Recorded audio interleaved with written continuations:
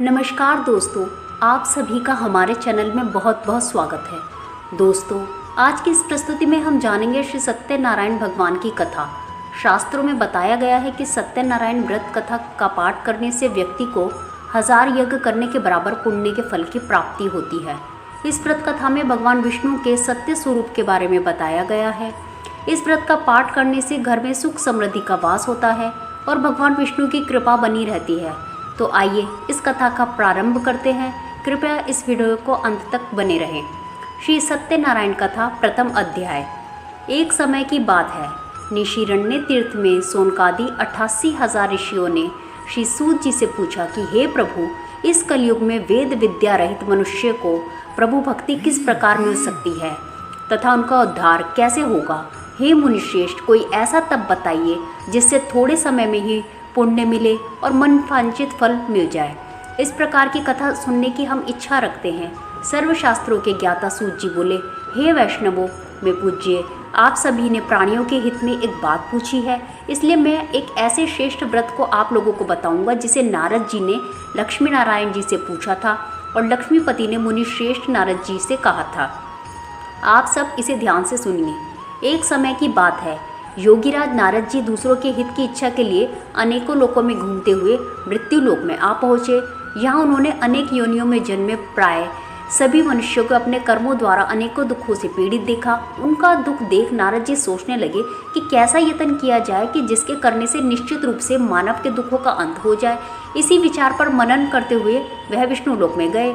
वहाँ वह देवों के ईश भगवान नारायण की स्तुति करने लगे, जिनके हाथों में शंख, चक्र, गदा और पद्म थे, गले में वरमाला पहने हुए हैं। स्तुति करते हुए नारद जी बोले कि हे भगवान, आप अत्यंत शक्ति से संपन्न हैं। मन तथा वाणी भी आपको नहीं पा सकती। आपका आदि, मध्य तथा अंत नहीं है। निर्गुण स्वरूप, सृष्टि के कारण, भक्तों के दुख को दूर करने वाले, आपको मेरा नमस्कार है। नारद जी की स्तुति सुन विष्णु जी बोले, हे मुनिश्रेष्ठ, आपके मन में क्या बात है? आप किस काम के लिए पधारे हैं, उसे निसंकोच कहो। इस पर नारद मुनि बोले कि मृत्यु लोक में अनेक योनियों में जन्मे मनुष्य अपने कर्मों के द्वारा अनेक दुखों से दुखी हो रहे हैं। हे नाथ, मुझ पर दया रखते हैं तो बताइए कि वो मनुष्य थोड़े से प्रयास से ही अपने दुखों से कैसे छुटकारा पा सकते हैं। श्री हरि बोले, हे नारद, मनुष्य की भलाई के लिए तुमने बहुत ही अच्छी बात पूछी है। जिसके करने से मनुष्य मुँह से छूट जाता है, वह बात मैं तुमसे कहता हूँ, उसे ध्यान से सुनो। स्वर्गलोक में व मृत्युलोक दोनों में एक दुर्लभ उत्तम व्रत है जो पुण्य देने वाला है। आज प्रेमवश होकर मैं तुमसे उसे कहता हूँ। श्री सत्यनारायण भगवान का यह व्रत अच्छी तरह विधान पूर्वक करने मनुष्य तुरंत ही यहाँ सुख भोग कर मरने पर मोक्ष पाता है। श्री हरि के वचन सुन नारद जी बोले कि उस व्रत का फल क्या है और उसका विधान क्या है। यह व्रत किसने किया था? इस व्रत को किस दिन करना चाहिए? सभी कुछ विस्तार से बताइए। नारद की बात सुनकर श्रीहरि बोले, दुख व शोक को दूर करने वाला यह व्रत सभी स्थानों पर विजय दिलाने वाला है। मानव को भक्ति व श्रद्धा के साथ शाम को श्री सत्यनारायण की पूजा धर्मपरायण होकर ब्राह्मणों व बंधुओं के साथ करनी चाहिए। भक्ति भाव से ही निवेद, केले का फल, घी, दूध और गेहूं का आटा समाया ले। गेहूं के स्थान पर साठी का आटा, शक्कर अथवा गुड़ लेकर भी वह सभी भक्षण योग्य पदार्थों को मिलाकर भगवान का भोग लगाएं। ब्राह्मण सहित बंधु बांधवों को भी भोजन कराएं। उसके बाद स्वयं भोजन करें। भजन कीर्तन के साथ भगवान की भक्ति में लीन हो जाएं। इस तरह से सत्यनारायण भगवान की यह व्रत करने पर मनुष्य की सारी इच्छाएं निश्चित रूप से पूरी होती है। इस कलिकाल अर्थात कलयुग में मृत्युलोक में मोक्ष का यही एक सरल उपाय बताया गया है। इति श्री सत्यनारायण व्रत कथा का प्रथम अध्याय संपूर्ण। बोलिए श्री सत्यनारायण भगवान की जय। श्री सत्यनारायण कथा द्वितीय अध्याय। सूत जी बोले, हे ऋषियों, जिसने पहले समय में इस व्रत को किया था उसका इतिहास कहता हूँ, ध्यान से सुनो। सुंदर काशीपुरी नगरी में एक अत्यंत निर्धन ब्राह्मण रहता था। भूख प्यास से परेशान वह धरती पर घूमता रहता था। ब्राह्मणों से प्रेम करने वाले भगवान ने एक दिन ब्राह्मण का वेश धारण कर उसके पास जाकर पूछा कि हे विप्र, नित्य दुखी होकर तुम पृथ्वी पर क्यों घूमते हो? दीन ब्राह्मण बोला, मैं निर्धन ब्राह्मण हूँ, भिक्षा के लिए धरती पर घूमता हूँ। हे भगवान, यदि आप इसका कोई उपाय जानते हो तो बताइए। व्रत ब्राह्मण कहता है कि सत्यनारायण भगवान मनोवांछित फल देने वाले हैं, इसलिए तुम उनका पूजन करो। इसे करने से मनुष्य सभी दुखों से मुक्त हो जाता है। व्रत ब्राह्मण बनकर आए सत्यनारायण भगवान उस निर्धन ब्राह्मण को व्रत का सारा विधान बताकर अंतर्ध्यान हो गए। ब्राह्मण मन ही मन सोचने लगा कि जिस व्रत को व्रत ब्राह्मण करने को कहा गया है मैं इसे जरूर करूंगा। ये निश्चय करने के बाद उसे रात में नींद नहीं आई। वह सवेरे उठकर सत्यनारायण भगवान का व्रत करने का निश्चय कर भिक्षा मांगने चला गया। उस दिन निर्धन ब्राह्मण को भिक्षा में बहुत धन मिला, जिससे उसने बंधु बांधवों के साथ मिलकर श्री सत्यनारायण भगवान का व्रत संपन्न किया। भगवान सत्यनारायण का व्रत संपन्न करने के बाद वह निर्धन ब्राह्मण सभी दुखों से छूट गया और अनेक प्रकार की संपत्तियों से युक्त हो गया। उसी समय से यह ब्राह्मण हर महीने इस व्रत को करने लगा। इस तरह से सत्यनारायण भगवान के व्रत को जो मनुष्य करेगा वह सभी पापों से छूटकर मोक्ष को प्राप्त होगा। जो मनुष्य इस व्रत को करेगा वह सभी दुखों से मुक्त हो जाएगा। सूत जी बोले, इस तरह से नारद जी ने नारायण जी को कहा था कि सत्यनारायण व्रत को मैंने तुमसे सुना, हे विप्रो, अब मैं और क्या कहूँ। ऋषि बोले, हे मुनिवर, संसार में उस विप्र से सुनकर और किस किसने इस व्रत को किया, अब हम उस बात को सुनना चाहते हैं। इसके लिए हमारे मन में श्रद्धा का भाव है। सूत जी बोले, हे मुनियों, जिसने इस व्रत को किया वह सब सुनो। एक समय वही विप्र धन व ऐश्वर्य के अनुसार अपने बंधु बांधवों के साथ इस व्रत को करने को तैयार हुआ।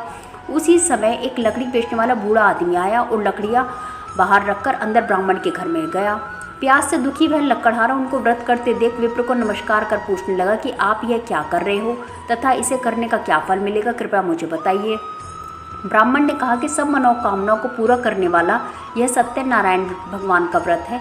इनकी कृपा से ही मेरे घर में धन धान्य की वृद्धि हुई है। विप्र से सत्यनारायण व्रत के बारे में जानकर लक्कड़हारा बहुत प्रसन्न हुआ। चरणामृत लेकर वह प्रसाद खाने के बाद वह अपने घर गया। लक्कड़हारे ने अपने मन में संकल्प किया, आज से लकड़ी बेचने से जो धन मिलेगा उसी से सत्यनारायण भगवान का उत्तम व्रत करूंगा। मन में इस विचार को ले बूढ़ा आदमी सिर पर लकड़ियां रख उस नगर बीच में गया जहाँ धनी लोग ज़्यादा रहते थे। उस नगर में उसे उन लकड़ियों का दाम पहले से 4 गुना अधिक मिलता है। बूढ़ा प्रसन्नता के साथ दाम लेकर केले, शक्कर, घी, दूध, दही और गेहूं का आटा ले सत्यनारायण भगवान के व्रत की अन्य सामग्रियां लेकर अपने घर आया। वहां उसने अपने बंधु बांधवों को बुलाकर विधि विधान से सत्यनारायण भगवान का पूजन और व्रत किया। इस व्रत के प्रभाव से वह बूढ़ा लक्कड़हारा धन, पुत्र आदि से युक्त होकर संसार के समस्त सुख भोग अंतकाल में वैकुंठ धाम चला गया।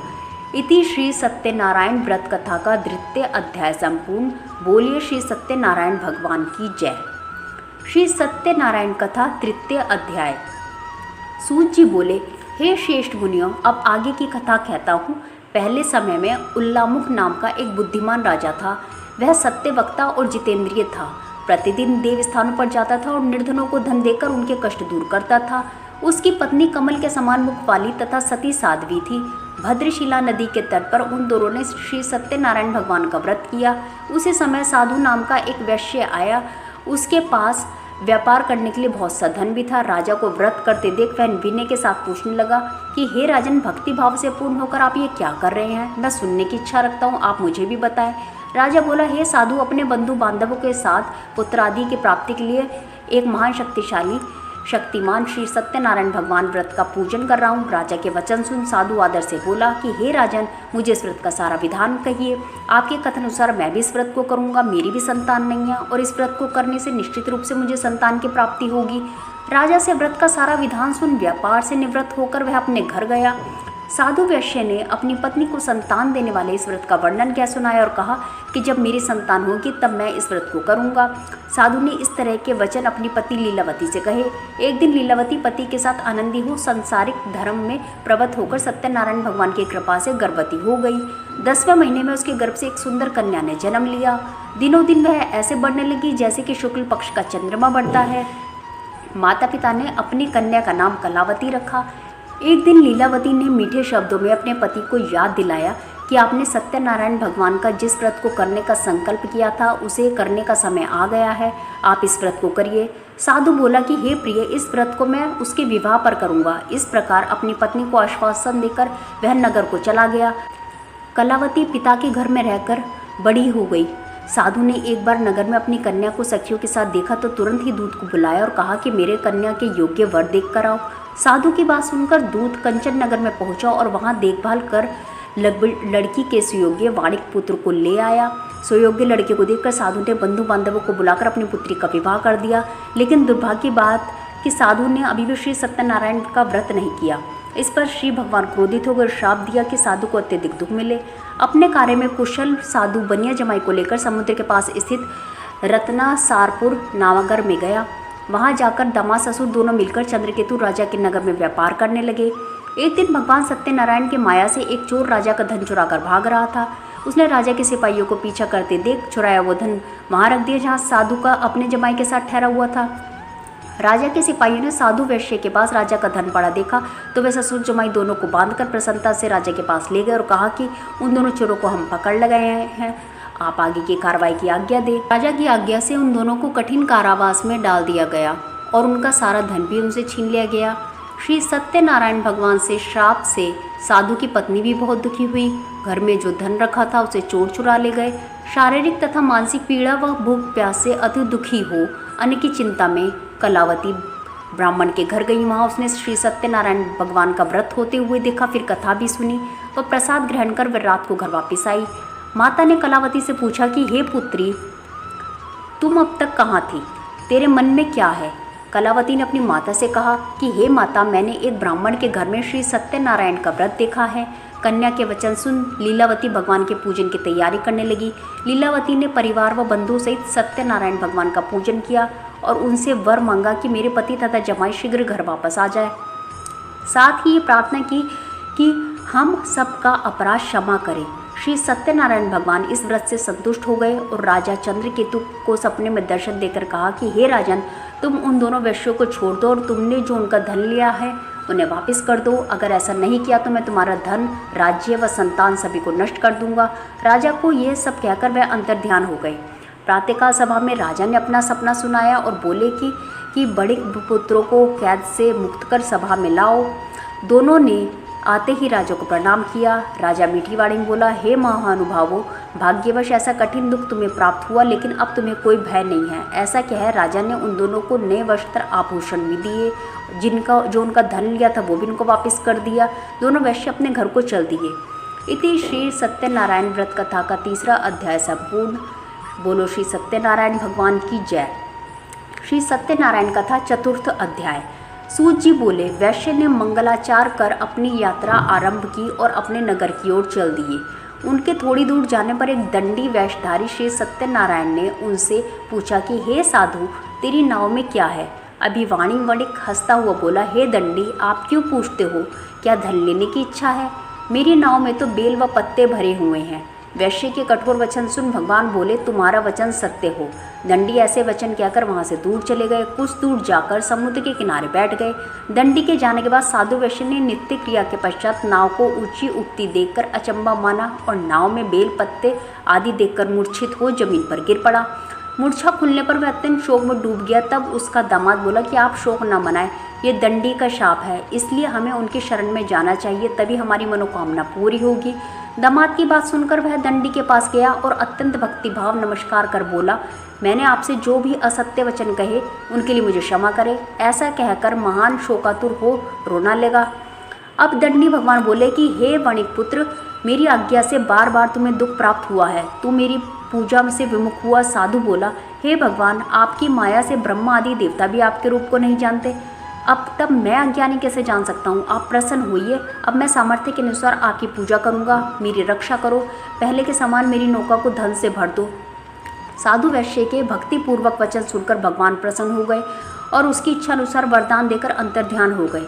सरसों जमाई जब नाव पर आए तो नाव धन से भरी हुई थी। वहीं अपने अन्य साथियों के साथ सत्यनारायण भगवान का पूजन कर उसने नगर को चल दिए।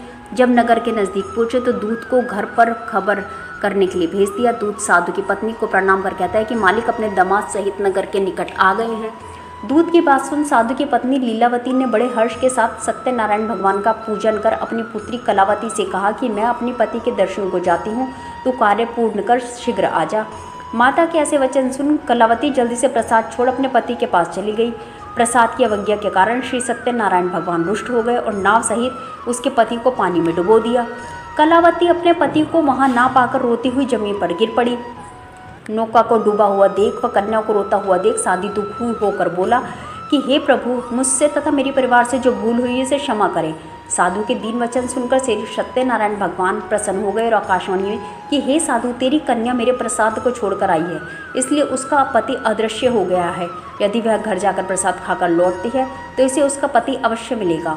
ऐसी आकाशवाणी सुन कलावती घर पहुंचकर प्रसाद खाती है, फिर आकर अपने पति के दर्शन करती है।